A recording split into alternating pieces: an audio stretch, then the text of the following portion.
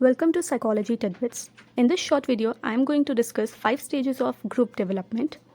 So these 5 stages were given by Bruce Ekman in his 1965 paper called Developmental Sequence in Small Groups.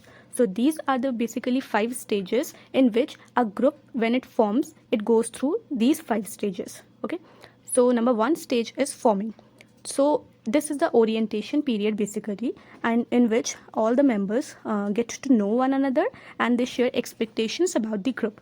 So basically जब बहुत सारे लोग अलग अलग किसी एक पर्पस की वजह से एक जगह पे मिलते हैं and they know that they are going to form a group for something, so this period is called forming. Okay, so basically this stage is characterized by confusion and uncertainty because they know कि वो किस purpose के लिए आए हैं, but अभी भी जो भी रोल्स हैं वो क्लियर नहीं हैं. Okay, and they do not know how all the process will continue.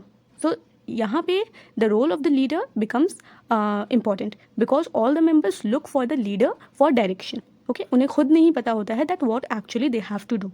Okay, so they in this period only the members get to know one another and they share their expectations, that what they are expecting, their personal expectation, not the group expectation. Okay, they are what their personal expectations are from the group. So this is the first stage of any group development. Okay, any small group development. Okay, it can be in college also, in school, in any organization, in any factory और anywhere, simply anywhere. Okay, तो ये सारी stages बस group formation की हैं कि कोई भी जो ग्रुप है वो किस तरह से फॉर्म होता है और कैसे आगे बढ़ता है और कैसे एंड होता है. Okay, so this was the first stage of any group formation. Next stage is storming. So in the storming stage, people start to push against the established boundaries. Conflict or friction can also rise between team members as their true characters and their preferred way of working surface and clash with other people's.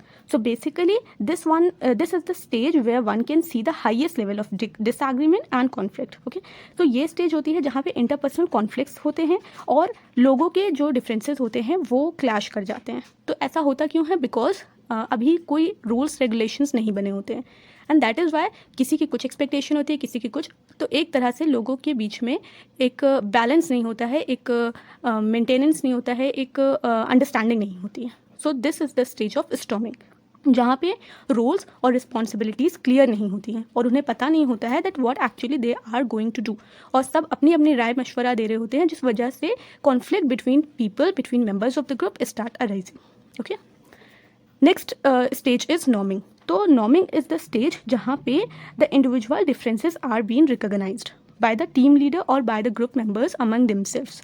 Okay, तो यहाँ पे people starts dividing the responsibilities among members and they decide कि कैसे group आगे चलेगा. Okay, तो यहाँ पे सारी चीज़ें अलग अलग होती है, सारे रोल्स, नॉर्म्स, ये सारी चीज़ें डिवाइड होती है. इंडिविजुअल की क्या क्या अलग अलग रिस्पॉन्सिबिलिटी होंगी, एज अ ग्रुप क्या रिस्पॉन्सिबिलिटीज़ होंगी. So basically norming is the stage of compromise in the group. Okay, so that they know one another better, your team member will feel more comfortable asking for help and offering constructive feedback. Okay, so the role of leader at this stage becomes very important because it is the leader only which do this norming. Otherwise सब झगड़े ही करते रह जाएंगे तो कोई भी rules नहीं बनेंगे, कोई रिस्पॉन्सिबिलिटी नहीं डिवाइड होगी. सबको लगेगा कि वो सही है, काम इस तरह से होना चाहिए, उस तरह से होना चाहिए, और कोई भी काम नहीं हो पाएगा. तो that is why the division of role among members of the group is very necessary to be divided justifiably. Okay, next is performing. This is the stage of actual working. Okay, now after कि जब सारे roles divide हो गए, सारी responsibility सारे members को पता चल गई, now the actual performance has been started. So this is the stage of actual performance in which the focus of the is on the relevant goals. Okay, not on the emotional issues of the members. I hope clear. So after that उन्होंने अपने paper में he only told 4 stages, but at the last he also added the 5th stage called adjourning, which is also called mourning.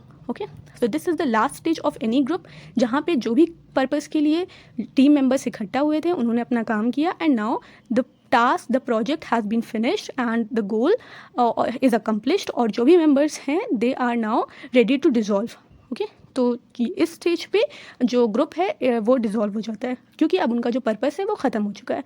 सो इसको morning इसलिए भी बोलते हैं because क्योंकि लोगों के बीच में, टीम मेंबर्स के बीच में लगाव पैदा हो जाता है, अटैचमेंट होता है, तो उन्हें थोड़ी दिक्कत होती है अलग होने में, और एक रूटीन वर्क में आ जाते हैं वो लोग कि उस तरह से उन्होंने कई टाइम काम किया होता है, तो उन्हें अलग होने में थोड़ी दिक्कत होती है। So that is why this procedure, this stage is called morning. Okay, so to sum up, forming is meeting, storming is conflict, the stage of conflict and quarrel, norming is the stage of compromise, performing is the actual stage where the task is accomplished, and adjourning is the stage of farewell.